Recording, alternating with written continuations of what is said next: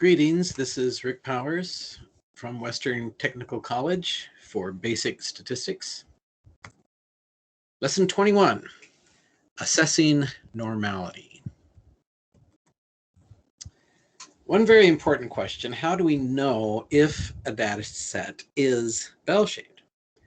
Related, how do we know if the normal distribution is a good tool to use for a specific situation?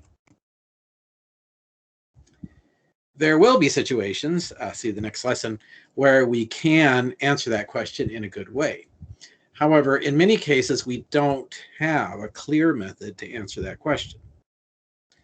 Next, we will consider some ideas that might be useful. One very important idea, we are often using sample data. So even if we have ways of determining normality for the sample, we can't always make a clear connection to the normality of the population.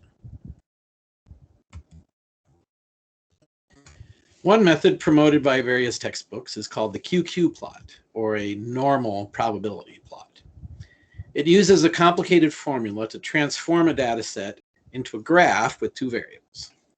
Then, if that graph turns out to be a straight line, we can say that the data is bell-shaped or normally distributed.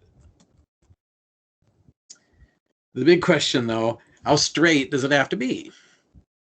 Some textbooks have even more formulas to answer that question in a mathematical way. In this class, we will not be concerned with this method. Another way to determine normality is by looking at a histogram, a dot plot, or a box plot of the data, and considering if the characteristics of the normal curve are seen, such as symmetry, a central peak, or tails. This is also a subjective process.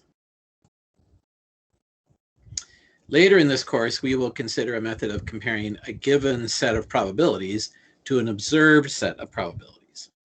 It is possible to use this method for comparing a data set to the normal curve, but we still have to consider which probabilities are important. One way to make that process simple, use the empirical rule and see if the predictions from that are similar to the actual percentages in the data set. At the same time, we would need to decide how much difference is important. With all these ideas in mind, hopefully you can see that the comparisons to normality will always have some indefiniteness. In many cases, experience with a particular type of data will be required to understand the behavior of the data. As a final note, consider the theory of the black swan, not the movie. There is a false sense of security that people have when their experiences are ordinary.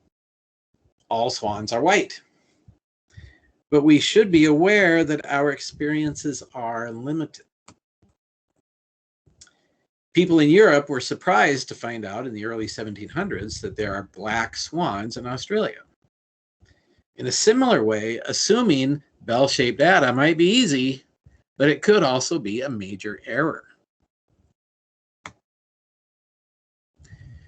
It's a good idea to always examine graphs of our data without simply assuming a bell shape will work. It is also good to consider most statistical knowledge as incomplete and to seriously think about extreme possibilities. End of lesson 21.